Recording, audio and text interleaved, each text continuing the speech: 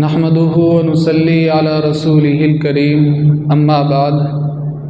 فاعوذ بالله من الشيطان الرجيم بسم الله الرحمن الرحيم يا ايها الذين آمنوا بالله ورسوله صدق الله العظيم۔ محترم سامعین کرام، آج جب ہم اپنے چاروں طرف نظر دوڑاتے ہیں تو دیکھتے ہیں کہ مسلمانوں کے اوپر روز بروز ظلم و زیادتی بڑھتی جا رہی ہے۔ مسلمان ہر اعتبار سے پریشانی کے عالم میں نظر آ رہے ہیں، تو اسی لیے ضرورت یہ پیش آئی کہ ہمیں غور کرنا چاہیے کہ ہم مسلمان ہیں تو ہمارے اوپر ان حالات کی وجہ کیا بنی۔ جب ہم اللہ کے نبی صلی اللہ علیہ وسلم پر ایمان لانے والے ہیں، اللہ تعالیٰ کے محبوب بندے ہیں، اور اللہ تعالیٰ کو اس دنیا کے اندر اسلام مذہب ہی پسند ہے، وَرَضِيتُ لَكُمُ الْإِسْلَامَ دِينًا، اللہ تعالیٰ کے محبوب بندے ہم ہیں، تو پھر ہمارے اوپر یہ حالات کیوں آ رہے ہیں؟ مسلمانوں کی نہ عزت محفوظ ہے، نہ مسلمانوں کی دولت محفوظ ہے، نہ مسلمانوں کی جانیں محفوظ ہیں۔ تو سب سے پہلے تو قرآن کریم کی اس آیت کو سامنے رکھ کر کے ہم زندگی گزاریں کہ احسب الناس ان يتركوا ان يقولوا آمنا وهم لا يفتنون۔ اللہ تعالیٰ نے قرآن کریم میں فرمایا کہ لوگوں، کیا تم یہ سمجھتے ہو، یہ گمان کرتے ہو کہ تم صرف زبان سے کہو گے کہ ہم ایمان لے آئے اور تمہیں چھوڑ دیا جائے گا، تمہیں آزمایا نہیں جائے گا؟ یقیناً تمہیں آزمایا جائے گا۔ ہم سے پہلے قوموں کو بھی اللہ تعالیٰ نے آزمایا، تو بہرحال اگر ہمارے اوپر یہ حالات آ رہے ہیں، کوئی پریشانی آ رہی ہے، تو ہمیں یاد رکھنا چاہیے کہ ہم مسلمان ہیں، اور جب کوئی کلمہ پڑھ لیتا ہے تو پھر اللہ تعالیٰ اس کو آزماتا ہے، کبھی دولتیں دے کر کے، کبھی دولت لے کر کے، کبھی حالات دے کر کے، کبھی خوشی دے کر کے، کبھی غم دے کر کے، ہر اعتبار سے اللہ تعالیٰ اپنے بندوں کو آزماتا ہے۔ لیکن اللہ تعالیٰ کا ایک دوسرا اصول یہ بھی ہے، وَمَا أَصَابَكُم مِّن مُّصِيبَةٍ فَبِمَا كَسَبَتْ أَيْدِيكُمْ، کہ اللہ تعالیٰ کی کوئی حالات، کوئی پریشانی ہمارے اوپر اس لیے بھی آتی ہے کہ ہم نے کوئی گناہ کیا ہوتا ہے، ہم نے کوئی اللہ کی نافرمانی کی ہوتی ہے، اور اس کے بدلے اللہ تعالیٰ ہمارے اوپر یہ حالات بھیجتا ہے اور یہ پریشانی ہمارے اوپر آ جاتی ہے۔ تو بہرحال آج ہمارے اوپر یہ حالات بنے ہوئے ہیں، اس کی ایک وجہ یہ بھی ہے کہ آج مسلمان اور اسلام کے اندر بڑا تضاد ہے۔ مسلمان کچھ اور ہے، اسلام کچھ اور ہے۔ یہی وجہ ہے کہ آج روز بروز اسلام کو بدنام کیا جا رہا ہے، اور کہا جاتا ہے کہ اسلام نعوذ باللہ انسانوں کے اوپر ظلم کرنے والا مذہب ہے، کہ اسلام کے اندر عورتوں کے اوپر زیادتی کی جاتی ہے، اسلام کے اندر نہ جانے ظلم کو پسند کیا گیا ہے، اسلام کے ماننے والے صفائی کا خیال نہیں رکھتے۔ تو یہ روز بروز جو آج اسلام کو بدنام کرنے کی جو کوششیں کی جا رہی ہیں، تو وہ اسلام نہیں بلکہ وہ مسلمانوں کو دیکھ کر کے یہ باتیں کہتے ہیں۔ وہ ہمیں اور آپ کو دیکھتے ہیں کہ مسلمانوں کی زندگیاں کیسی ہیں،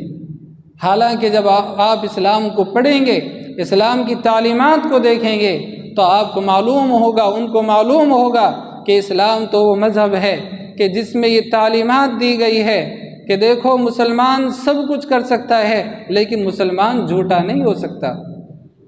مسلمان جھوٹ نہیں بول سکتا، مسلمان سب کچھ کر سکتا ہے، لیکن مسلمان کسی کے اوپر جو ہے ظلم نہیں کر سکتا، مسلمان دھوکہ نہیں دے سکتا۔ تو یہ تعلیمات ہیں۔ فرمایا کہ من غش فلیس منا، اللہ کے نبی صلی اللہ علیہ وسلم ایک مرتبہ بازار کے اندر تشریف لے گئے، تو وہاں پر ایک صحابی کو دیکھا کہ وہ اناج بیچ رہے ہیں، گیہوں بیچ رہے ہیں۔ اللہ کے نبی صلی اللہ علیہ وسلم نے اس گیہوں کے ڈھیر کے اندر ہاتھ ڈالا تو دیکھا کہ اندر گیلا گیلا ہے، اوپر سوکھا سوکھا ہے۔ اللہ کے نبی صلی اللہ علیہ وسلم نے فرمایا کہ یہ کیا ماجرا ہے کہ نیچے گیلا گیہوں رکھا ہوا ہے، اوپر سوکھا ہوا رکھا ہے؟ تو انہوں نے فرمایا اے اللہ کے نبی صلی اللہ علیہ وسلم، رات بارش آج گئی تھی جس کے ذریعے سے میرا اناج بھیگ گیا تھا، اے اللہ کے نبی میں نے اس کو نیچے رکھ دیا۔ اللہ کے نبی صلی اللہ علیہ وسلم نے فرمایا یہ تو دھوکہ ہے، تم لوگوں کو سوکھا ہوا گیہوں دکھا رہے ہو اور نیچے گیلا گیلا رکھا ہوا ہے۔ اللہ کے نبی نے فرمایا کہ من غش فلیس منا، جو دھوکہ دے گا وہ ہم مسلمانوں میں سے نہیں ہو سکتا، جو دھوکہ دے وہ مسلمانوں میں سے نہیں ہو سکتا۔ تو لہٰذا جب ہم تعلیمات کو پڑھتے ہیں اسلام کی اور اپنی زندگیوں کے اوپر ہم نظر دوڑاتے ہیں تو کہیں بہت زیادہ اسلام اور مسلمان کے اندر بڑا تضاد نظر آتا ہے۔ اگر آج بھی ہم حقیقی مسلمان بن جائیں اور اسلام کے مطابق اپنی زندگیوں کو لے کر کے آ جائیں تو خدا کی قسم ہمارے ملک کے جو دوسری قوم کے رہنے والے، دوسرے مذہب کے رہنے والے ہیں، وہ مجبور ہو جائیں گے اسلام کو قبول کرنے کے اوپر۔ صحابہ کرام کوئی بیانات نہیں کیا کرتے تھے، صحابہ کرام کی زندگیوں کو دیکھ کر کے، ان کے کاروبار کو دیکھ کر کے،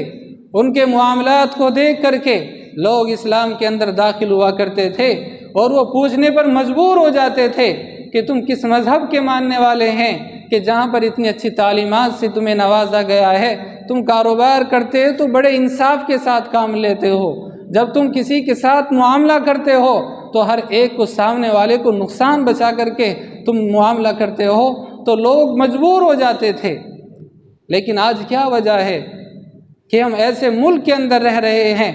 کہ جہاں پر 33 کروڑ خداؤں کو مانا جاتا ہے، لیکن ایسے ملک کے اندر رہتے ہوئے ہم ایک خدا حق کی ہم جو ہے اس کا تعارف نہیں کرا سک رہے۔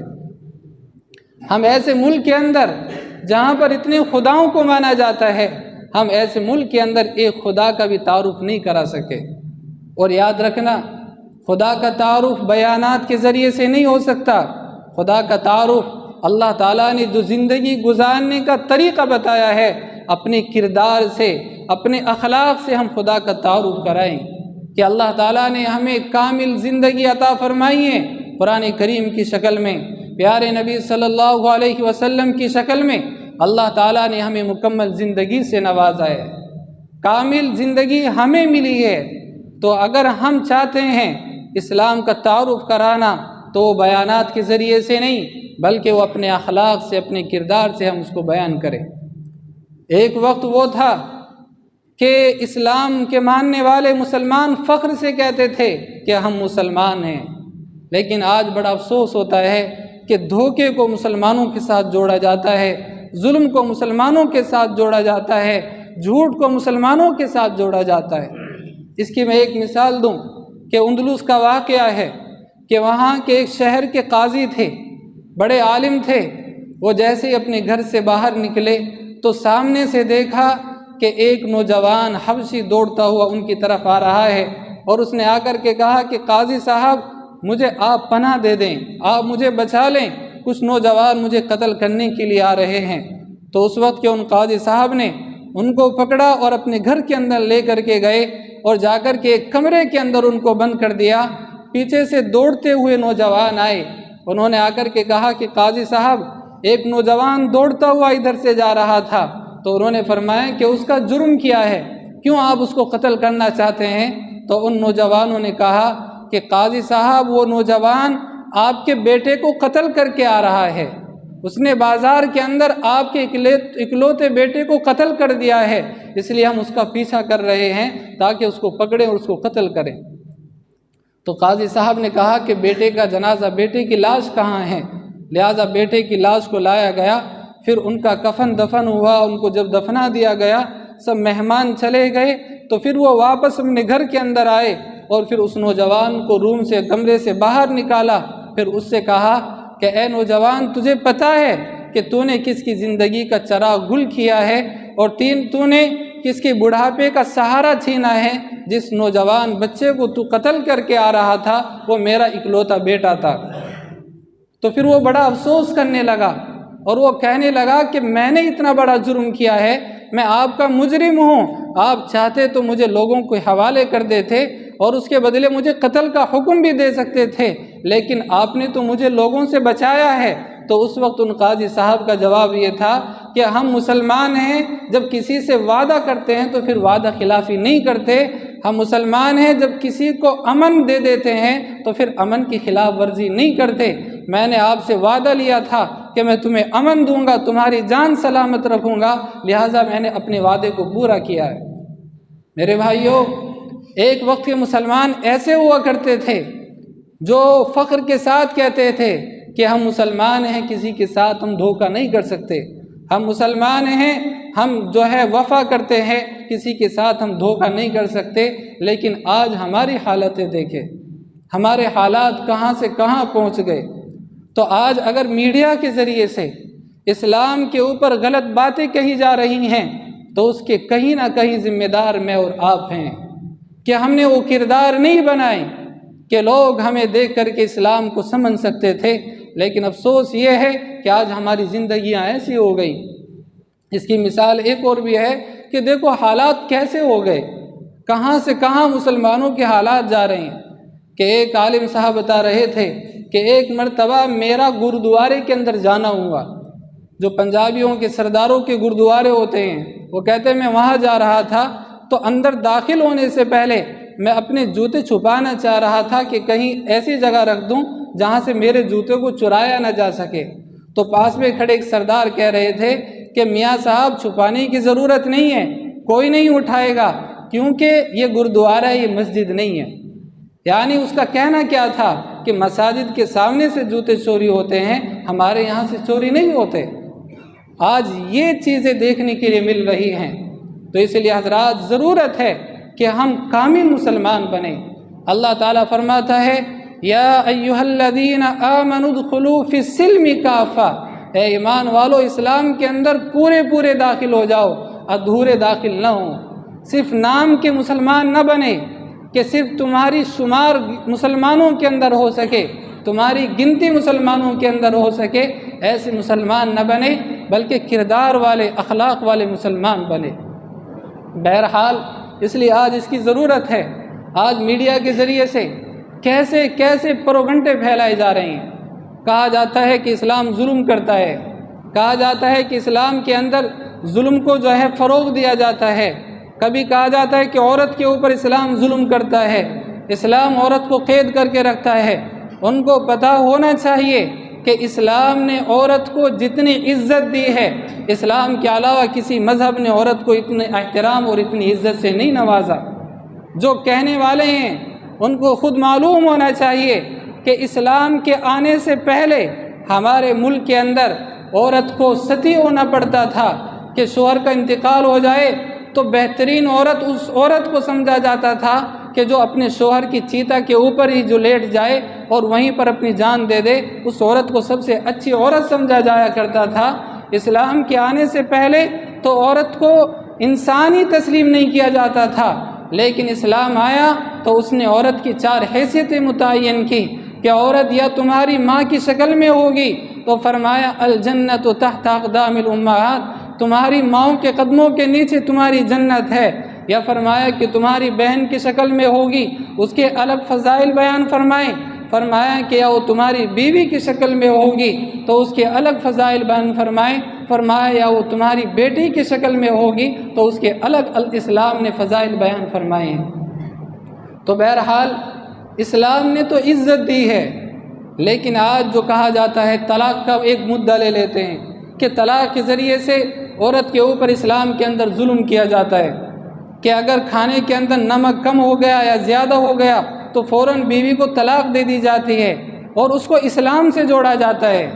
لیکن ہمارے مسلمان ایسے ہیں، ان کو تو معلوم ہی نہیں ہے کہ طلاق کیا چیز ہے، ان کو تو دین کا معلوم ہی نہیں ہے۔ اسی لیے یہ تمام کے تمام مسائل پیش آتے ہیں کہ کوئی ہم سے سوال کرے تو ہم جواب بھی نہیں دے پاتے۔ میرے بھائی، اگر کسی نے ایسا کیا ہے تو اسلام نے تو اس کی اجازت نہیں دی ہے۔ اگر کوئی اس طرح زیادتی کرتا ہے کہ وہ نمک زیادہ ہونے کی وجہ سے یا چھوٹی سی غلطی کی وجہ سے وہ عورت کو طلاق دے دیتا ہے تو اسلام نے اس کو اجازت نہیں دی ہے۔ اسلام کے اندر جب آپ مطالعہ کریں گے طلاق کے مسائل کا تو آپ کو معلوم ہوگا کہ اسلام طلاق کو نظام رحمت قرار دیتا ہے اور یہ بھی کہتا ہے کہ ابغض الحلال عند اللہ الطلاق، اللہ تعالیٰ کو حلال چیزوں کے اندر سب سے ناپسندیدہ طلاق ہونا ہے۔ لیکن طلاق رحمت کیسے ہے؟ طلاق ایسے رحمت ہے کہ جب شادی ہوتی ہے، اسلام کے اندر طلاق رکھی گئی ہے، جن مذہب کے اندر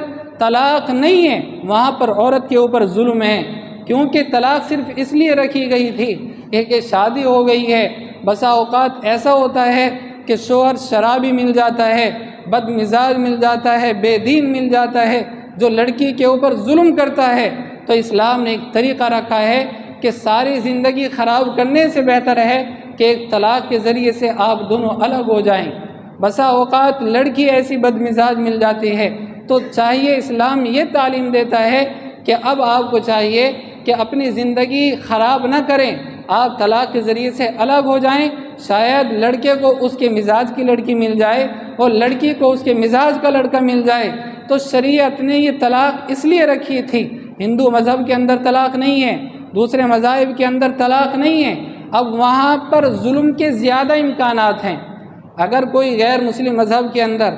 کسی نے شادی کی ہے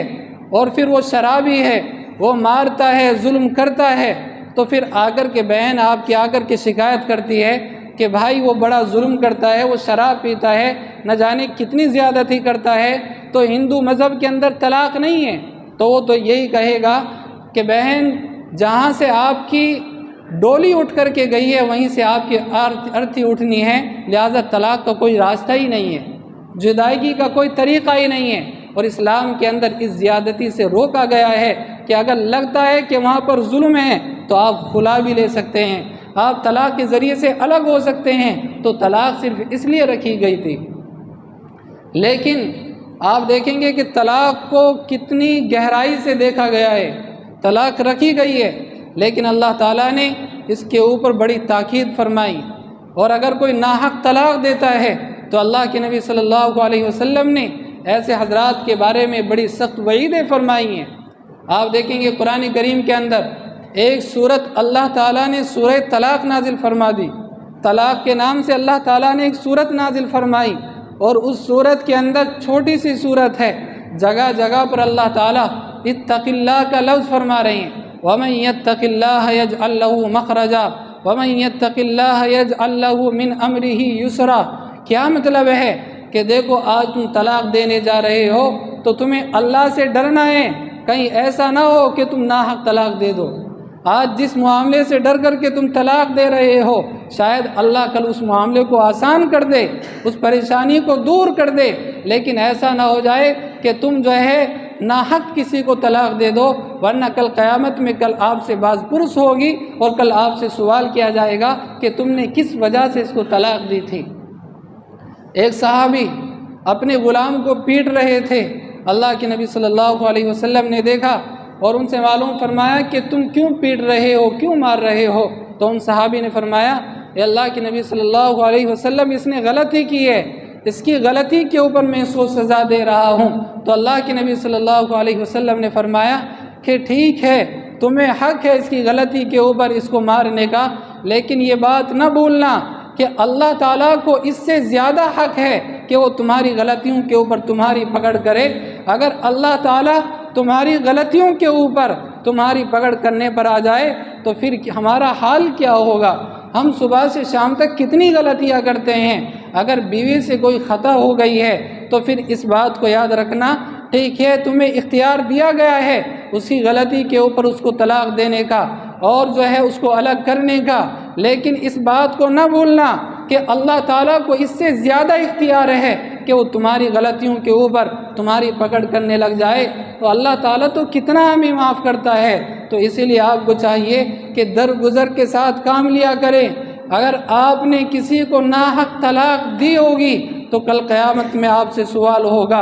اور وہ لڑکی کہے گی کھڑی ہو کر کے کہ اے اللہ، یہ وہ شخص ہے کہ جس نے صرف مجھے اس لیے طلاق دی تھی کہ میرے باپ نے اچھا جہیز نہیں دیا تھا، میرے باپ نے اس کی پسند کی گاڑی نہیں دی تھی، اے اللہ اس وجہ سے اس نے میری زندگی کو خراب کیا، میری جوانی کو خراب کیا، اور اس کے اوپر کیا کیا حالات بیتے ہوں گے۔ تو ہر ایک مصیبت، ہر ایک پریشانی کا بدلہ کل قیامت میں آپ کو دینا پڑے گا۔ اور یاد رکھنا عرب کی طلاقیں الگ ہوا کرتی تھی، ہمارے بر صغیر کی طلاقیں الگ ہیں، ہمارے ہندوستان، پاکستان، بنگلہ دیش ادھر کی طلاقیں عرب سے بالکل الگ ہیں۔ عرب کے اندر طلاق ہو جائے تو بیوہ سے بہت آدمی ہوتے ہیں نکاح کرنے والے، لیکن ہمارے یہاں پر اگر کسی کو طلاق ہو جائے تو پھر اس کو بہت گری ہوئی نظر سے دیکھا جاتا ہے۔ ہمارے یہاں پر طلاق ہونا یہ اتنا بڑا حادثہ ہے ماں باپ کے لیے، خاندان والوں کے لیے۔ بسا اوقات لڑکی کے ماں باپ صرف اسی صدمے کے اندر وہ اس دنیا سے رخصت ہو جاتے ہیں، کیونکہ ہمارے یہاں پر یہ بہت بڑا حادثہ ہوتا ہے لڑکی کے پریوار والوں کے لیے، اس کے خاندان والوں کے لیے۔ تو اسی لیے عرب کی طلاق الگ ہے، ہمارے یہاں کی طلاق الگ ہے۔ اور عرب کی طلاق کے باوجود بھی دیکھیں کہ اللہ کے نبی صلی اللہ علیہ وسلم نے جب نبوت کا اعلان فرمایا اور تبلیغ کرنا شروع کی، تو جب اللہ کے نبی صلی اللہ علیہ وسلم نے صفا پہاڑی پر چڑھ کر کے اعلان فرمایا تو ابو لہب فوراً اپنے گھر آیا۔ ابو لہب کے 2 بیٹوں کے نکاح کے اندر اللہ کے نبی صلی اللہ علیہ وسلم کی 2 بیٹیاں تھیں، تو فوراً گھر کے باہر آیا اور اپنے بیٹوں سے کہا کہ جب تک تم محمد کی دونوں بیٹیوں کو طلاق نہیں دو گے تب تک میں اپنے گھر کے اندر داخل نہیں ہوں گا، اپنا قدم نہیں رکھوں گا۔ ابو لہب کے دونوں بیٹے اللہ کے نبی صلی اللہ علیہ وسلم کے پاس گئے اور جا کر کے کہا کہ اے محمد، ہم اسی وقت تمہاری دونوں بیٹیوں کو ہم طلاق دیتے ہیں۔ اللہ کے نبی صلی اللہ علیہ وسلم نے کبھی کسی کو بد دعا نہیں دی، پتھر مارنے والوں کو بد دعا نہیں دی، لیکن اللہ کے نبی صلی اللہ علیہ وسلم نے ابو لہب کے بیٹوں کے حق میں بد دعا فرمائی۔ تو معلوم ہوا کہ جب بیٹی کو طلاق پڑتی ہے تو آپ صلی اللہ علیہ وسلم نے بھی ایسے آدمی کے حق کے اندر اللہ کے نبی نے بد دعا فرمائی ہے۔ آپ اس سے اندازہ لگا سکتے ہیں۔ تو جب ہم اسلام کو پڑھیں گے، اسلام کی تعلیمات ہمارے پاس میں ہوں گی، تو پھر ہم لوگوں کو بتا سکیں گے کہ دیکھو اسلام ظلم نہیں کرتا، اسلام تو وہ خوبصورت مذہب ہے کہ جس مذہب کے اندر یہ تعلیمات دی گئی ہیں کہ اگر تم پیاسے کتے کو پانی پلا دو، بخاری شریف کی روایت ہے، تو اس کے بدلے بھی اللہ تعالیٰ اس عورت کو جنت عطا فرمائیں گے۔ جب جس مذہب کے اندر کتے اور بلیوں کے حقوق کو بھی رعایت رکھی گئی ہو تو اس مذہب کے اندر انسانوں کے حقوق کی کتنی رعایت رکھی گئی ہو۔ اس مذہب کے اندر اشرف المخلوقات جو انسان ہیں اس کے حقوق کا کتنا خیال رکھا گیا ہوگا۔ تو بہرحال آج جو اسلام کو بدنام کیا جا رہا ہے وہ صرف اس وجہ سے کہ مسلمان اور اسلام کے اندر بڑا تضاد ہے۔ ہمیں چاہیے کہ ہم مکمل طور پر اسلام کے مطابق زندگی گزارنے والے بنیں، پھر دیکھنا انشاءاللہ اسلام کا ایک تعارف ہوگا۔ اور یہ جو ہمارا ملک ہے اس کے رہنے والے مذہب والے وہ مجبور ہوں گے اور وہ اسلام کو قبول کرنے پر مجبور ہوں گے۔ اور ایک چیز اور یاد رکھنا، ہماری کامیابی، ہمارا جو کامیابی ہے وہ الیکشن کی ہار جیت نہیں ہوگی۔ آج مسلمان بڑے گھبرائے ہوئے ہیں کہ ہم ناکام ہیں۔ ہماری کامیابی ناکامی یہ الیکشن کی ہار جیت نہیں ہوتی، ہماری کامیابی اپنے آپ کو بدل لینے میں ہوتی ہے۔ ہم اپنے کردار کو سنوار لیں، ہم اپنے اخلاق کو سنوار لیں اور ہم اپنے آپ کو اتنا قابل بنائیں کہ ہم ملک کو جس طرح ہمیشہ سے ملک کے کام آنے والے بنے ہیں اور ملک کو ہم نے ہمیشہ سے بہت کچھ دیا ہے، اسی طرح آئندہ بھی ہم خیال رکھیں کہ ہم ملک کے کام آنے والے بنیں تاکہ ہم دوسروں کی مجبوری بن جائیں۔ ہمیں چاہیے کہ ہم اپنے آپ کو اتنا کامیاب بنائیں۔ تو دعا کریں اللہ تعالی ہمیں سننے سے زیادہ عمل کرنے کی توفیق عطا فرمائے۔ اللہ تعالی دین اسلام کے اوپر صحیح طور پر ہمیں عمل کرنے کی توفیق عطا فرمائے۔ نبی کریم صلی اللہ علیہ وسلم کی سنتوں کے اوپر عمل کرنے والا بنائے، سنتوں کا پابند بنائے۔ اللہ تعالی ہمارے ملک ہندوستان کے اندر امن، چین و سکون پیدا فرمائے۔ اللہ تعالی ہمارے ملک ہندوستان کے اندر اللہ تعالی تمام مسلمانوں کی عزت آبرو کی حفاظت فرمائے، جان و مال کی حفاظت فرمائے۔ وآخر دعوانا ان الحمد للہ رب العالمین۔